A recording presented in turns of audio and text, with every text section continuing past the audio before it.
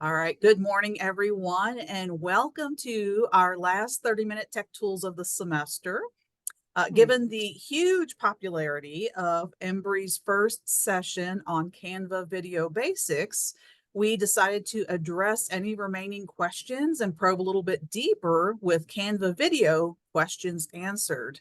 If you want to raise your hand, unmute yourself and just speak up, or want to drop questions in the chat throughout, Embry is ready to take all of those questions. She does have a little bit of content prepared based on questions from the last session, but it should be a fun 30 minutes. So let's go ahead and get started. All right, so thanks and welcome back, or welcome if you missed the first one. I do have a link at the end of this presentation to the first one we did, and you can also access it on the FCT&L YouTube channel. So last time I kind of gave a quick overview of what Canva could do for you as far as recording, kind of laid out two paths of either recording your presentation or using the actual Canva video editor to create video. And there were tons of great questions in the chat. A couple of people emailed me after with some ideas and just kind of talking through some things. So me and Lisa thought it would be a great idea to kind of just come back and have a more open session where you guys could ask questions. I do have my colleague Sarah O'Keefe with me here as well. She's kind of acting as my wingman here. So she's going to be watching your questions in the chat, and kind of anything that comes up that I need a second perspective on, she can jump in as well. So thanks for being here, Sarah. Okay, the first thing that I wanted to mention is getting a Canva educator account. So if you have not done that, I highly recommend getting an educator account. That's going to open up the world as far as templates, as far as fonts, as far as images, as far as graphics. It really is worth it to take a moment and go and get signed up for that. It takes just a day or so to get verified with your educator account using your EKU email. So if you have not done that, please do that. I think that you have to have an educator account to add in a brand kit, which is the next thing that I'm going to talk about here. And I will, after I get through this content, I will pop into Canva and show you exactly where this is. But when you open up Canva and you're logged into your account, you have a sidebar. And you'll see brand in the sidebar. And if you click on brand, you'll be able to click that add brand kit button. You'll title it, click create, and then you'll be able to add logos, colors, and fonts. So your question might be, how do I get access to the colors? How do I know what the fonts are? It's all in the EKU brand guide. And I think if you just Google EKU brand guide 2023, it'll pop up, but it has hex colors, and I'll show you what that is. If you're like, I don't know what a hex color is, what is that? I will show you when we hop over back into the software. But everything is laid out for you in that brand guide. I will go ahead and tell you, Canva does not have all of the fonts, I believe, that are associated with our brand, but you can find things that are very similar, very readable, very accessible, and there are a couple of the fonts available. So once you get your educator account developed, you can get that brand kit in. I'll show you in just a moment, but you will get access to this presentation. And there is the Canva guide to adding a brand kit right here. You can click on that and actually get the tutorial straight from Canva. That was a big question in the last one, is how do I get those colors? How do I get that brand kit going? All right, so just a few quick answers on some things that I felt like people really wanted clarification on after we finished up the last call. Students can absolutely use Canva to create presentations, videos, podcasts, or any other performance items that you would like for them to do. You might need to provide additional technical instruction and support if you want that. I can help you with that. I can show you some software that I use. You can use Canva to do screen recordings in Canva and kind of show students around and show them what you want them to do. Whenever you're asking students to create a product, I highly recommend having an example of that product for them to view and see. So going ahead and creating something for your students that kind of sets the expectations for what you want them to see. And then I also think that you have to kind of be willing to let students explore and find out what works best for them. So, if you're assigning a podcast, you might be really surprised at the creativity that comes from your students if you give them ample time and lots of scaffolding and lots of support in order to create those items. Something that I will say is you should keep in mind that they will likely only have access to a free account. There unfortunately isn't like an amplified student account in Canva. I wish there was, but they will be operating on just the normal free account. So keep that in mind. Canva does have a full editing suite. You can edit, split, trim audio and video, overlay audio, add in lower thirds, like add in your name, add in your department. Basically anything that can happen in iMovie or any other basic editing tool can happen in Canva. It's just a matter of getting used to the software, playing around with it, learning how to use it. And hopefully today I can give you a couple of ideas and talk about some of those basic things that I know you'd probably like to see, like layering in graphics over top of presentations, like layering in audio. Yeah, Lisa? Yes, ma'am. So Sarah wants to know, once we're in Canva and in the brand templates area, how do we add EKU? Do you plan to demonstrate that for us Yes, a little bit later? I will show that. So Awesome. like this is a good question, because if you look up EKU brand guide, you will find that EKU does have an enterprise account, but you are not going to have access to that because that is paid for by the university and pretty much only given to a very limited number of people. So what we have to do is kind of build our own brand kit. You have to kind of go in and actually put in all the colors, put in all the logos, upload everything into the brand kit that you want to use. And I promise I will demonstrate that. I wish it was as easy as just saying, hey, I want to put my EKU brand in here, go find it for me, but it doesn't work like that unless you're on an enterprise account. Great question. I will show that in just a minute. And then my final point here is you can use Canva as just to record audio and video. So if you're like, I just need a quick tool to record a quick audio slice or a quick video, you can do that in Canva and then actually just download it straight to your device out of Canva. So if you're working on a separate project and you need audio for that project, or you're working on a video project somewhere else outside of Canva, you can use Canva to kind of create those raw files. So if you're like, what do I use to create an audio? I need to create a 3-minute audio blip for my students and then just send it to them. Canva is a great tool for that. So you could use it just as kind of a recorder, kind of a recording software system. All right, so things I want to show you and the branding. So hold on, let me hop out of this presentation and hop over into Canva itself. All right, so obviously I'm in Canva because my presentation is in Canva. Hold on. All right. Okay, so brand kit. I am going to go home to just my regular Canva account here.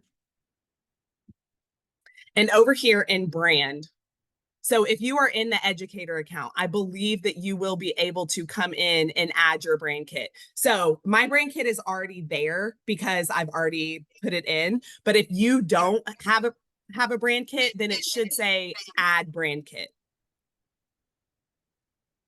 And then once you have it in there, you're able to upload the logos out of that brand guide. So these logos I had to download out of the brand guide and then upload into. I probably could get these out in the email that Lisa sends out. Maybe we can talk about it, a good way to share these, but honestly, they're all in the EKU brand guide, and that is really the best way to access them.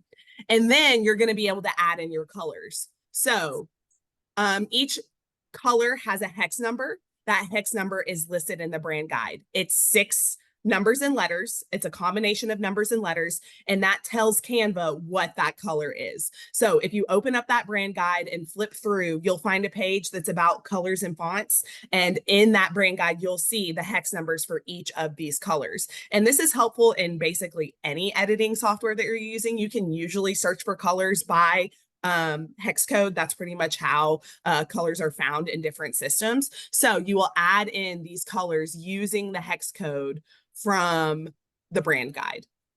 And then you're able to even add in fonts. So like I said, not every font is available in Canva that the university has decided is our fonts for EKU, but you can find things that are really similar and still really readable. Okay, I'm going to hop into the chat for a second and see. I know there's lots of conversation here. So, Okay, Victal sharing. Thank you. so I think our first question was, is there an easy tutorial for students with Canva we can provide to them, as in a link to the syllabi? Easier the better. Good question. We can definitely look for one. I think that it depends on what you're trying to do. So Canva has so many different things that it can do, so many different products that it can make. It's like, are you wanting them to create a presentation, like a basic PowerPoint? Are you wanting them to create a presentation and record over top of that presentation? Are you wanting them to create a video? So it's really going to depend on the exact product that you would like for students to create. And once you have an idea of that, I feel like the best place to go is directly to canva.com and search their tutorials and see, is there a tutorial for the type of product that I want my students to create? And if there isn't, that is when you can partner with us at the IDC to try to create something that makes sense for your students. I often find that communicating directly with your students about what you expect them to do can be really helpful, of like you recording a video inside of Canva itself and showing them, hey, this is what you're going to be doing for this specific project. That can give students a lot more confidence than just a general tutorial created by Canva. But it's a great question. It just really depends on what you're trying to do. The Thank basics are you. really good. And I'm going to chime in really fast. So I'm Go going to ahead. put an example of a cookbook that I designed for my NFA 447 Food Culture and Systems class. And so it was a project they kind of went through every week. They worked a little bit on it. So what was required was one recipe from their family, and they had to answer some questions. And then they had to research another recipe from a different culture and then research the history of that. So I'll put that in the chat and you can check out that example and let me know if you have any issues with that link. But that was very specific. So I just used a template. I put in the information. You can look up images. So I did pozole, and so I looked up images of Mexico. I put those in. It even has stock video, so you can use that if it's relevant. But you can kind of see how I just kind of rough together. And I like the aspect of having images from Kentucky and then images from Mexico. So that's kind of how I started with the my title page there. But I think it's nice if it's something that is a little bit different like this to have an example. And as Embry said, that's something that we can easily help you with if you need it. Yeah, I mean, that's definitely, I mean, that is what we're here for as the IDC. If you reach out to us and you want to create a project, an authentic assessment using Canva, we would be happy to partner with you to help you figure out how to get your students supported in doing that. And that could look a variety of ways, but that is really what we're here for. Okay, so brand kit. Again, you're going to get the presentation and it has Canva's tutorial on how to add in the brand kit. And I'm happy to help if you want to jump on a quick call later, sometime next week, whatever, and say, hey, you just help me put this brand kit in? I'm happy to do that. Okay, so now I'm going to actually jump into the video, a video here. Okay, get out of the brand guide, projects. Okay, I'm going to jump into probably this video right here.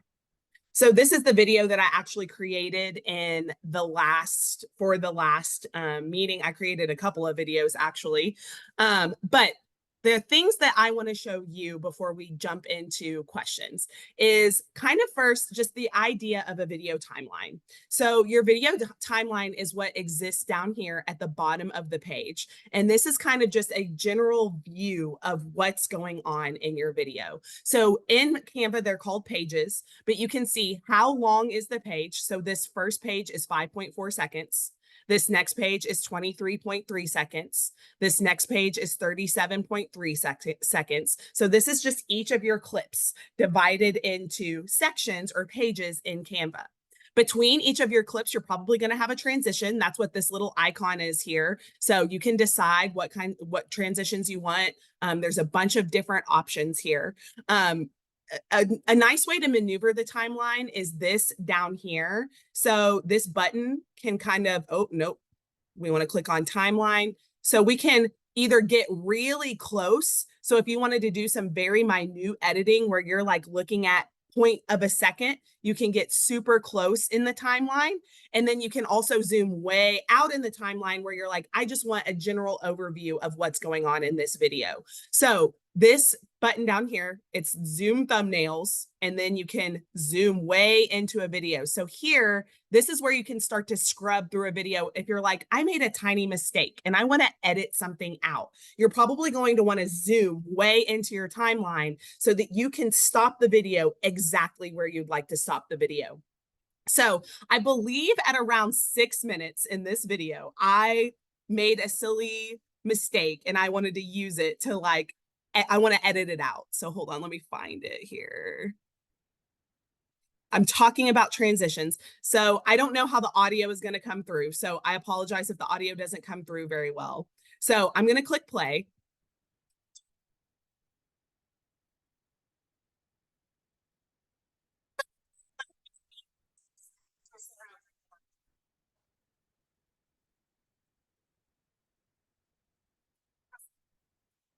I think it happens before.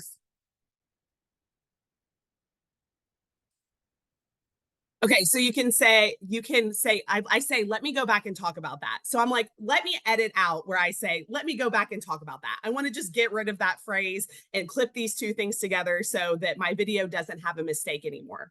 What I can do is zoom way in on my timeline. Let's find where I start saying it. And what I can do is right click and I can click split page. And once I've split the page, now I can drag my timeline and just get rid of where I say, let me talk about that.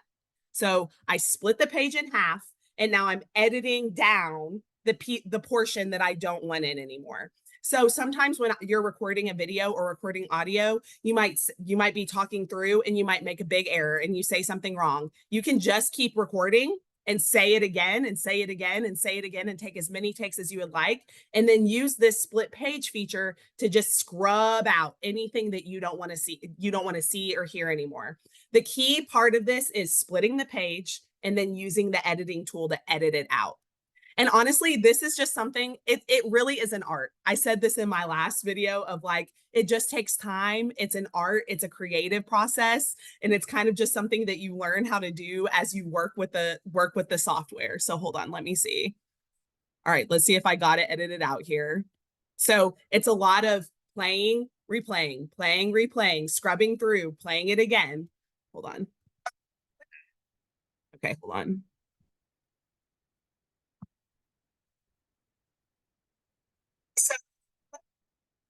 Okay, almost got it.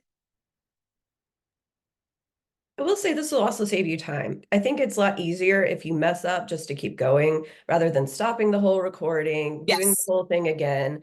Like, just keep going. It's no big deal. Like, just pause a beat. You know, that if you're like, I messed up, oh no, just stop and then just start again. And then it's no big deal. And then you've got those clean cuts where you can cleanly, take that section out and no one will know the difference. And another thing you can try too is like you can literally pause and say, take two, pause, and then say it again. And then when you're inside of the editor and you're actually editing your video, you can look for that sound of yourself saying take two. And you're like, okay, I can get rid of everything that's in front of that because here's the take that I actually wanted. And honestly, it really will. And I know that you've sat in front of your computer and re-recorded things a dozen times. I've done the same thing, but it almost feels better to just get into the flow and just keep talking. And then when you're in the editor, you can come back and be like, that's the take that I wanted. That's the take that I wanted. And again, it really is an art. You split the page and then you just use your editing tool to decide where do I want to restart this video. Go ahead, Lisa. Yes. So Shirley wants to know, if I need to record a presentation for a conference, would Canva be the same as a video in Zoom?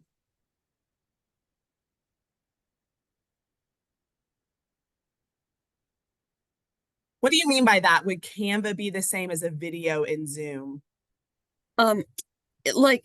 We have to pre-record things for our state conference. So I typically do it on Zoom, download it as an MP4 file, and then upload it either to YouTube or Microsoft, whatever the Microsoft one, Stream. OneDrive.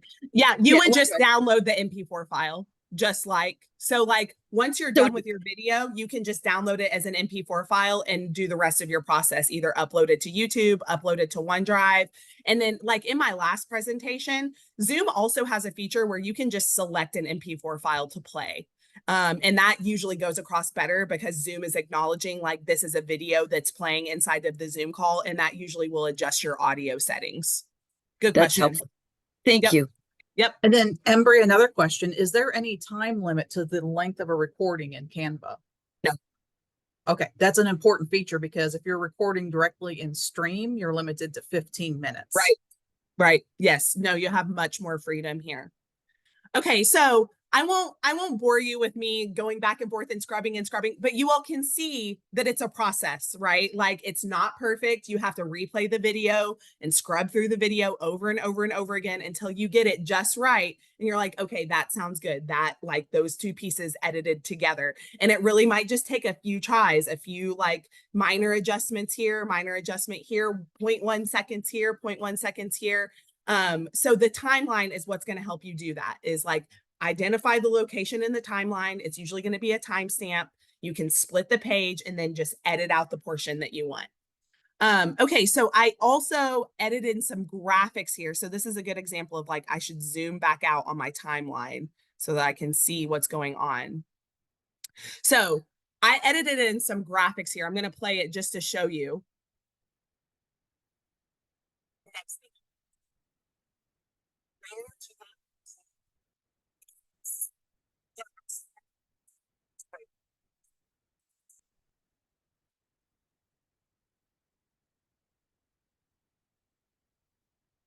You can see where that little graphic popped up, and you can see that arrow in that image.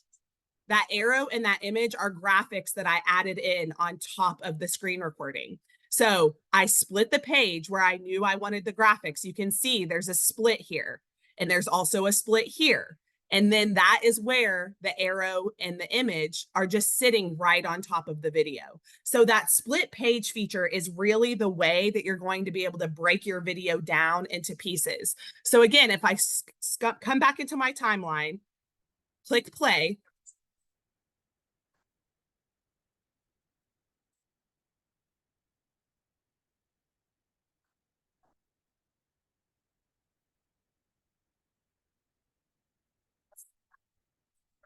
the graphics just disappear because I've split that page and the graphics don't exist on the second page.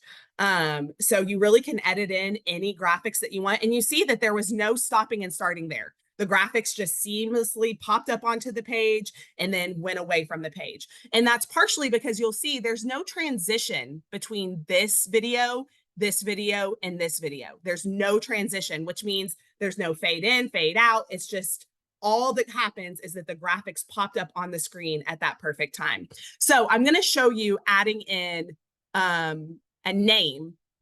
So my page 2 is my first page where I exist. Like I come in and it's my face all over the screen. So if I wanted to add in my name here, I would go over here to elements. Actually, I'm going to just do text, and I'm going to just click heading. And then I can say Embry Jacobs, instructional designer. And then I can move this anywhere I would like. I'm going to use some effects here.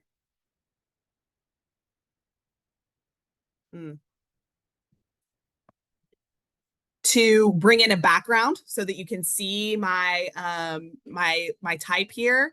I think I'm going to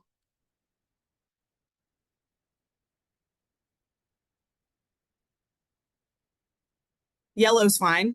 Why not yellow? So when I click play, that lower third is now right there. So easy as that. if you want text to pop up on the screen. So let's say you only wanted text to pop up on the screen for a moment. You want it to go away now. So I could click pause, split page. And now this is now 2 pages. I can go into my second page, grab my text, delete it. And now my text is only going to exist on this first page. So you'll see it's just going to go away.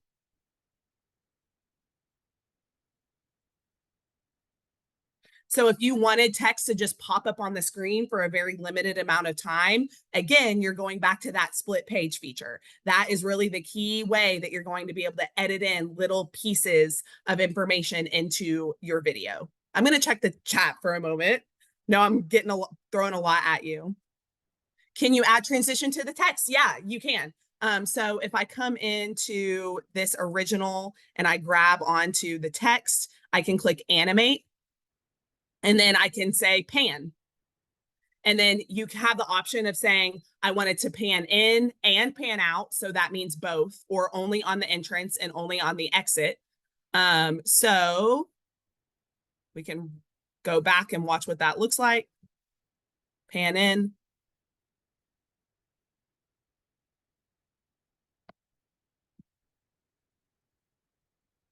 Pan out.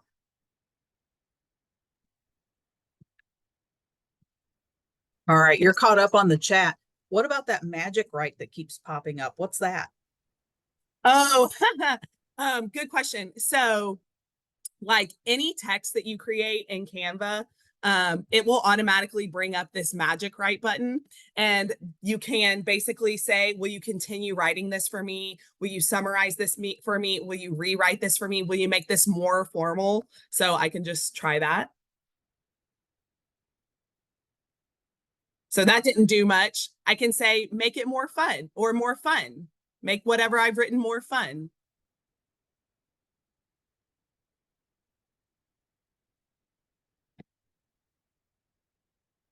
You can say, sprinkle fairy dust.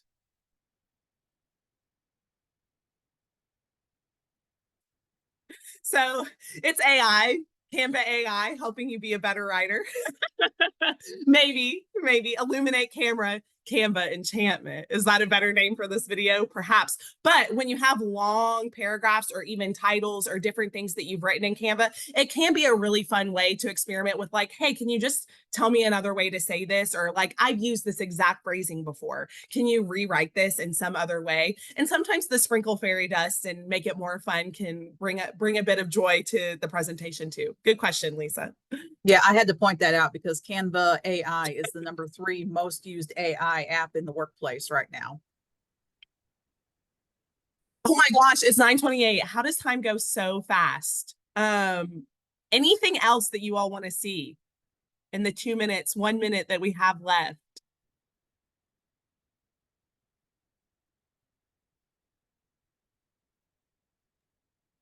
Just real quick, Embry, can you separate the audio track from the video so that it is a little bit easier? And that's how I edit. Instead of just going back and forth, you can see the actual audio wave. So you can see where you've stopped talking, and it's just easier for me to edit that. Because then, you know, if there is a space, you know, you're going to cut that section from this space to this space. It's more exact, and then you can pull it out if that makes sense. You can. So I'm right-clicking on my video, extract audio.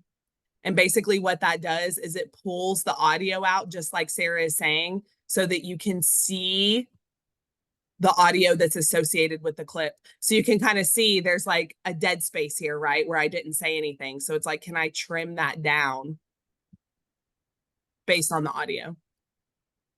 The only thing I'll say, Sarah, is it does look like it doesn't necessarily get edited in tandem.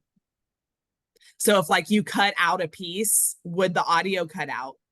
You know what I'm saying? So you can't just cut it and slide it together. I would have to experiment. We'd have to experiment with it. It's a good question. All right, we're at 9:30. I always learn so much during these 30-minute tech tools. I wish we could do one every single week of the year because this is a fantastic content. So thank you, Embry. Thank you, Sarah, so much. I will send out a follow-up email with a link to this presentation. I've also got grabs of all the websites and the Canva projects that were shared. And then Dom asked if we could recommend fonts in Canva that match up closely to the EKU brand standards, since not all of the fonts are there. And I will send all that out as soon as this is available on YouTube.